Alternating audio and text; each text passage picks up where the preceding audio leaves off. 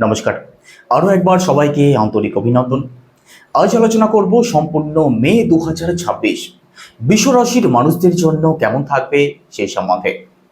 সম্পূর্ণ মে মাসে আপনাদের রাশি সাপেক্ষে নবগ্রহ কোথায় ট্রানজিট করবেন, কোথায় কোথায় দৃষ্টি ফেলবেন, কোন কোন গ্রহ রাশি পরিবর্তন করবেন, আর তার উপর নির্ভর করে আপনাদের স্বাস্থ্য, আপনাদের পরিবার, আপনাদের ভাগ্য, কর্ম, সন্তান, দাম্পত্য জীবন প্রতিটা বিষয়কেই ডিটেলসে আলোচনা করার চেষ্টা করব। তো সম্পূর্ণ ভিডিওটি অবশ্যই দেখুন। আপনি যদি একজন নতুন দর্শক হয়ে থাকেন অবশ্যই চ্যানেলটিকে সাবস্ক্রাইব করবেন, আর আলোচনা যদি ভালো লাগে লাইক করতে পারেন, কমেন্ট করতে পারেন। আমার সাথে যারা পার্সোনালি যোগাযোগ করতে চাইছেন নাম্বার শুধুমাত্র ভিডিও ডেসক্রিপশনে এবং ইন্ট্রোতেও দেওয়া আছে, আপনারা ফোন করে কিংবা হোয়াটসঅ্যাপের মাধ্যমে বুকিং করতে পারেন। তো চলুন প্রথমেই দেখে নেওয়া যাক একদম মে মাসের শুরুতে আপনাদের রাশি সাপেক্ষে নবগ্রহ কোথায় ট্রানজিট করছেন। আপনাদের রাশিতে অবস্থান করছেন শুক্র গ্রহ, সেকেন্ড হাউসে দেবগুরু বৃহস্পতি, চতুর্থ ভাবে কেতু গ্রহ, দশম ভাবে রাহু, আর একাদশ ভাবে একত্রে অবস্থান করছেন কর্মফলদাতা শনিদেব, সাথে মঙ্গল গ্রহ। দ্বাদশে রয়েছেন রবি, সাথে বুধ। তো চলুন আলোচনা শুরু করা যাক। প্রথমে স্বাস্থ্য দিয়ে শুরু করব। দেখুন, ফার্স্ট হাউস থেকে আমাদের স্বাস্থ্যকে বিচার করা হয়, ফার্স্ট হাউস থেকে আমাদের পার্সোনাল লাইফকেও বিচার করা হয়। আপনাদের রাশির লর্ড শুক্র গ্রহ, আর শুক্র গ্রহ কোথায় অবস্থান করছেন? শুক্র গ্রহ আপনাদের রাশিতে অবস্থান করছেন। 11ই মে আগে পর্যন্ত শুক্র গ্রহ রাশিতে অবস্থান করবেন, তারপর রাশি পরিবর্তন করে ফার্স্ট হাউস থেকে সেকেন্ড হাউসে প্রবেশ করবেন। তো এখানে ফার্স্ট হাউসে, সেকেন্ড হাউসে শুক্রের অবস্থান সম্পূর্ণ মে মাসেই অতি উত্তম থাকবে। তো স্বাস্থ্য ভালো থাকবে, স্বাস্থ্য নিয়ে দুশ্চিন্তার কোনো কারণ থাকবে না বৃষ রাশির মানুষদের। একই সাথে আপনাদের মধ্যে পজিটিভনেস থাকবে। রাশির লর্ড অর্থাৎ শুক্র গ্রহ যেহেতু নিজের ঘরেই অবস্থান করছেন, যে কোনো দিক থেকে আপনাদের মধ্যে পজিটিভনেস অবশ্যই থাকবে, বিশেষ করে মিড মের মধ্যবর্তী সময়টাতে। এবার পরিবার এবং অর্থের জায়গাটা কেমন থাকতে চলেছে দেখে নেওয়া যাক। দেখুন, সেকেন্ড হাউস থেকে আমাদের ফিনান্সকে বিচার করা হয়, আমাদের সেভিংসকে বিচার করা হয়, আমাদের পরিবারকে বিচার করা হয়, আমাদের কথা বলাকে বিচার করা হয়।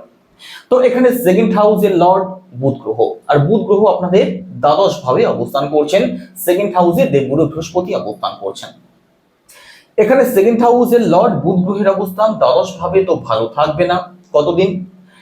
15 মের মধ্যবর্তী সময়টাতে, 15 মের পরবর্তী সময়টাতে বুধ গ্রহ রাশি পরিবর্তন করে আপনাদের রাশিতে প্রবেশ করবেন। তো এখানে মিড মের মধ্যবর্তী সময়টাতে পারিবারিক দিক থেকে খরচ আপনাদের একটু বাড়তে পারে। এই সময় পরিবারের মানুষদের মধ্যে মানসিক দিক থেকে একটু দূরত্ব তৈরির সম্ভাবনা থাকবে, তো এই দিকটা একটু মাথায় রাখবেন। একই সাথে দেখুন, এই সময় সেভিংস করতে আপনাদের একটু প্রবলেম হতে পারে। দেবগুরু বৃহস্পতি সেভিংস এর কারক হয়ে আপনাদের সেকেন্ড হাউসে অবস্থান করছেন। বিশেষ কিছু প্রবলেম তৈরি হওয়ার সম্ভাবনা যদিও থাকছে না, তবুও সেভিংস করতে আপনাদের অবশ্যই প্রবলেম হবে। খরচের জায়গাটা বৃদ্ধি পাওয়ার পূর্ণ সম্ভাবনা থাকছে, কারণ বুধ যেহেতু ব্যয় ভাবে অর্থাৎ দ্বাদশ ভাবে অবস্থান করবেন মিড মের মধ্যবর্তী সময়টাতে।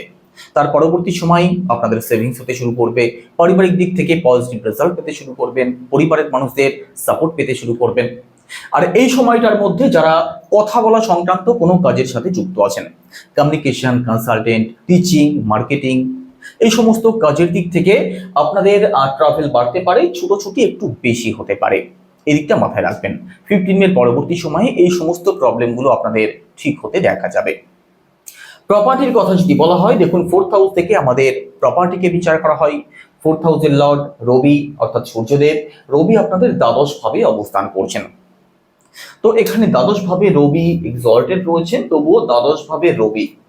এখানে দেখুন প্রপার্টির জায়গাটা আপনাদের বিশেষ কিছু খারাপ থাকবে তেমনটা নয়, তবে এখানে ফোর্থ হাউসে যেহেতু কেতু অবস্থান করছেন, যে কোনো ডিসিশন একটু ভাবনা চিন্তা করে তবেই নেওয়ার চেষ্টা করবেন, তবে আপনি সাপোর্ট অবশ্যই পেয়ে যাবেন। একই সাথে দেখুন, আমাদের ফোর্থ হাউস থেকে মাকেও বিচার করা হয়। কেতু রয়েছেন আপনার ফোর্থ হাউসে, মায়ের সাথে যে কোনো দিক থেকে আপনাদের একটু প্রবলেম তৈরির সম্ভাবনা রয়েছে যতদিন কেতু আপনাদের ফোর্থ হাউস থেকে না বেরিয়ে যাচ্ছেন। দেখুন, কেতুর বৈশিষ্ট্যই হচ্ছে কাট করা, যে কোনো দিক থেকে পিছিয়ে নিয়ে আসা, যে কোনো জিনিস ছেড়ে চলে যাওয়া। তো কেতু যেহেতু ফোর্থ হাউসে অর্থাৎ মাতৃস্থানে অবস্থান করছেন, আপনার সাথে আপনার মায়ের মিসকমিউনিকেশন হতে পারে, মিসআন্ডারস্ট্যান্ডিং হতে পারে, আপনার মা আপনাকে ভুল বুঝতে পারেন, আপনার মায়ের মধ্যে আপনি কখনো কখনো একটু চাপা স্বভাব, চুপ করে বসে থাকা, কি হয়েছে জিজ্ঞাসা করছেন কিন্তু সে বলছে কিছু হয়নি, কিন্তু আপনি বুঝতে পারছেন কিছু না কিছু তো অবশ্যই হয়েছে।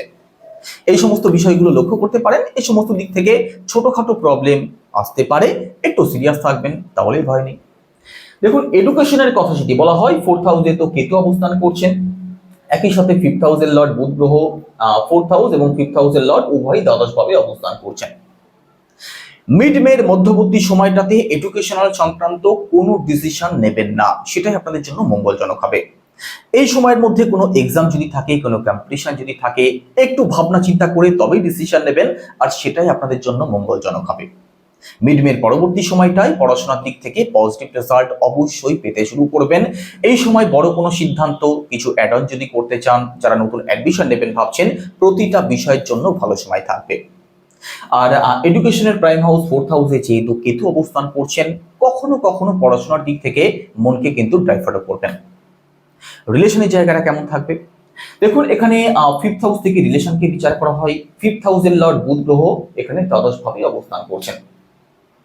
মিড মের মধ্যবর্তী সময়টার মধ্যে, এই সময়টাতে আপনাদের রিলেশনের দিক থেকেও কিন্তু একটু সিরিয়াস থাকতেই হবে। আপনার যিনি পার্টনার আছেন তার জন্য আপনার খরচ বাড়তে পারে প্রথমত, একই সাথে মানসিক দিক থেকে দূরত্ব তৈরি হতে পারে। আপনার সাথে আপনার পার্টনারের মিসকমিউনিকেশন হতে পারে, মিসআন্ডারস্ট্যান্ডিং হতে পারে, তারও সম্ভাবনা রয়েছে। কারণটা অবশ্যই বুঝতে পাচ্ছেন, বুধ গ্রহ দ্বাদশ ভাবে অর্থাৎ ব্যয় ভাবে অবস্থান করছেন। দ্বাদশ ভাব শুভ হয় না, দ্বাদশ ভাবকে ত্রিক ভাব বলা হয়। সিরিয়াস থাকুন কতদিন? 15 মে অর্থাৎ মিড মের মধ্যবর্তী সময়টাতে। তার পরবর্তী সময় আপনি নিজেই দেখবেন আপনাদের রিলেশন সংক্রান্ত যে কোনো প্রকার সমস্যা থেকে আপনি অবশ্যই বেরিয়ে আসবেন, রিলেশনের জায়গাটা ভালো হতে দেখা যাবে। একই সাথে দাম্পত্য জীবনের কথা যদি বলা হয়, সপ্তম ভাব থেকে আমাদের দাম্পত্য জীবনকে বিচার করা হয়। সপ্তম ভাবের লর্ডকে, সপ্তম ভাবের লর্ড মঙ্গল গ্রহ, আর মঙ্গল কোথায় অবস্থান করছেন? মঙ্গল আপনাদের একাদশ ভাবে অবস্থান করছেন। এখানে মঙ্গল 11 তারিখের পরবর্তী সময় আপনাদের রাশিতে প্রবেশ করবেন। তো এখানে একাদশ ভাবে নিজের ঘরে আপনাদের অত্যন্ত ভালো অবস্থায় থাকবেন মঙ্গল গ্রহ। কারণ নিজের ঘর, দেখুন এখানে দ্বাদশ ভাব হলেও নিজের ঘরে কোনো গ্রহ অশুভ ফলদায়ক হয় না। নিজের ঘরে প্রতিটা গ্রহ, এমনকি আমরা নিজেরাও নিজের ঘরকে সবসময় ভালো রাখার চেষ্টা করি। তো এখানে দাম্পত্য জীবন আপনাদের ভালো থাকবে। মিড মের মধ্যবর্তী সময়টার মধ্যে, বিশেষ করে 11 তারিখের মধ্যবর্তী সময়টার মধ্যে আপনি আপনার পার্টনারের দিক থেকে কিছু গিফট পেতে পারেন, দাম্পত্য সংক্রান্ত দিক থেকে কিছু খুশির খবর আপনি পেতে পারেন, সেই সম্ভাবনা রয়েছে। একই সাথে মিড মের পরবর্তী সময়টাতে এবং মিড মের মধ্যবর্তী সময়টাতেও দুজনে মিলে যদি কোথাও ঘুরতে যেতে চান, কোনো কাজের শুভারম্ভ করতে চান, তার জন্যও ভালো সময় থাকবে। দাম্পত্য জীবন নিয়ে যারা সমস্যার মধ্যে আছেন, সেই সমস্যা থেকে আপনি বেরিয়ে আসার পথ অবশ্যই দেখতে পারেন। একই সাথে দেখুন, এখানে ভাগ্যের কথা যদি বলা হয়, নবম ভাব থেকে আমাদের ভাগ্যকে বিচার করা হয়। নবম ভাবের লর্ডকে, নবম ভাবের লর্ড কর্মফলদাতা শনিদেব একাদশ ভাবে বর্তমানে মার্গী অবস্থায় রয়েছেন। তো এখানে নবম ভাব অর্থাৎ ভাগ্যস্থানের লর্ড যেহেতু লাভ স্থানে অবস্থান করছেন, ভাগ্যের সাপোর্ট আপনি 100% পাবেন। আপনার মধ্যে যদি চেষ্টা থাকে, এই সময়টার মধ্যে যতদিন শনিদেব আপনাদের লাভ স্থানে অবস্থান করছেন, এই সময়টার মধ্যে আপনি ভাগ্যের সাপোর্ট পেয়ে জীবনে অনেক পরিবর্তন করতে পারবেন, আর সেটা অবশ্যই পজিটিভ পরিবর্তন। একই সাথে এই সময়টার মধ্যে কোনো কাজের শুভারম্ভ, কোনো ব্যবসার শুভারম্ভ যদি করতে চান, তার জন্য ভালো সময় থাকবে। এই সময়টার মধ্যে শেয়ার মার্কেট, স্টক মার্কেট এই সংক্রান্ত দিক থেকে আপনি লাভবান হতে পারেন। আপনার বাবার সাথে আপনার সম্পর্ক ভালো থাকবে, সম্পর্ক ভালো হতে দেখা যাবে। একই সাথে সম্পূর্ণ মে মাসের মধ্যে আপনি ঘর পরিবারে কোনো ধার্মিক ক্রিয়াকলাপ, কোনো ধার্মিক অনুষ্ঠান যদি করতে চান, তার জন্য অবশ্যই ভালো সময় থাকবে। আপনাদের উচ্চশিক্ষার জায়গাটা ভালো থাকবে। লং ট্রাভেল আপনাদের হতে পারে, কোনো স্পিরিচুয়াল ট্রাভেল হতে পারে, অত্যন্ত ভালো থাকবে আপনাদের ভাগ্যস্থান। এবার কর্মের জায়গাটা কেমন থাকতে চলেছে দেখে নেওয়া যাক। দেখুন, দশম ভাব থেকে আমাদের কর্মজীবনকে বিচার করা হয়। দশম ভাবে রাহু অবস্থান করছেন। দশম ভাবের লর্ড কর্মফলদাতা শনিদেব একাদশ ভাবে অবস্থান করছেন। তো এখানে দশম ভাবও আপনাদের খুব ভালো থাকবে, কর্মজীবন খুব ভালো থাকবে, কর্মজীবনে পজিটিভ রেজাল্ট, পজিটিভ চেঞ্জ আপনি পেতে পারেন। তবে একটা কথা বলে রাখি, কুম্ভ রাশির মানুষদের পরিশ্রম না করে কিন্তু জীবনে সফলতা চলে আসবে, এই স্বপ্ন দেখা উচিত নয়। কারণ কর্মফলদাতা শনিদেব আপনাদের দশম ভাবের লর্ড, আর আমরা প্রত্যেকেই জানি শনিদেব হচ্ছেন কর্মের ফলদাতা। তো পরিশ্রম না করলে জীবনে কখনো কুম্ভ রাশির মানুষদের সফলতা আসে না। পরিশ্রম করুন এই সময়টার মধ্যে, অর্থাৎ শনিদেব যতদিন আপনাদের একাদশ ভাবে অবস্থান করছেন তার মধ্যে আপনি কর্মজীবনের দিক থেকে পজিটিভ চেঞ্জ অবশ্যই লক্ষ্য করবেন। এই সময়ের মধ্যে কর্মপ্রাপ্তির জন্য বিশেষভাবে ভালো সময় থাকবে। এই সময়ের মধ্যে আপনাদের প্রমোশন হতে পারে। সম্পূর্ণ মে মাসেও কর্মজীবন আপনার খুব ভালো থাকবে, আপনি যে কাজের সাথেই যুক্ত হন না কেন। একই সাথে যদি ব্যবসার কথা বলা হয় সেক্ষেত্রে দেখুন আপনাদের সপ্তম ভাব তো অতি উত্তম থাকছে, তবে ব্যবসার কারক বুধ দ্বাদশ ভাবে অবস্থান করছেন 15 মের মধ্যবর্তী সময়টার মধ্যে। 15 মের আগে এবং 15 মের পরে ব্যবসা আপনাদের ভালো চলবে, কারণ সপ্তম ভাব ভালো থাকছে। তবে যে কোনো ডিসিশন একটু ভাবনা চিন্তা করে তবেই নেবেন, কারণ দ্বাদশ ভাবে যেহেতু ব্যবসার কারক বুধ গ্রহ অবস্থান করছেন, ভুল কোনো সিদ্ধান্ত এই সময় আপনি নিয়ে ফেলতে পারেন। তবে ব্যবসা আপনাদের অবশ্যই ভালো চলবে। আরেকটা কথা বলবো, দেখুন এখানে দশম ভাবে যেহেতু রাহু অবস্থান করছেন, কর্মস্থানে রাহু রয়েছেন। রাহুর কাজ কি? রাহুর কাজ ভ্রম তৈরি করা। আপনাদের কাজ ভালো চললেও আপনাদের মধ্যে কিন্তু কনফিউশন তৈরি হবে। কাজ পরিবর্তনের একটা মানসিকতা আপনাদের মধ্যে লক্ষ্য করা যেতে পারে। এই দিক থেকে একটু সাবধান থাকবেন। কর্মজীবনের দিক থেকেও যে কোনো ডিসিশন অবশ্যই ভাবনা চিন্তা করে তবে নেবেন। কর্মস্থানে কারোর সাথে আর্গুমেন্টে যাতে জড়িয়ে না পড়েন, সেই দিক থেকে একটু সিরিয়াস থাকবেন। কারণ আপনার মনে হবে সবাই আমার শত্রু, সবাই আমাকে ভুল বুঝছে, সবাই আমাকে হিংসা করছে। এই সমস্ত বিষয়গুলো আপনাদের মাথায় ঘুরপাক খেতে পারে। এই দিক থেকে একটু সিরিয়াস থাকার চেষ্টা করবেন। বাদবাকি কর্মজীবন আপনাদের অবশ্যই ভালো থাকবে। তো কি উপায় অবলম্বন করবেন?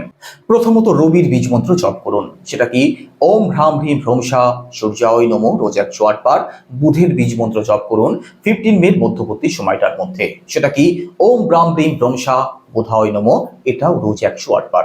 যদি সম্ভব হয় উদীয়মান সূর্যকে জল অর্পণ করুন। পজিটিভ রেজাল্ট অবশ্যই প্রাপ্তি হবে, আর যে কোনো প্রকার বাধা বিপত্তি থেকে আপনি নিশ্চিতভাবে বেরিয়ে আসতে পারবেন। আলোচনা কেমন লাগলো অবশ্যই কমেন্ট করে জানাবেন। সবাই ভালো থাকুন, সুস্থ থাকুন। নমস্কার।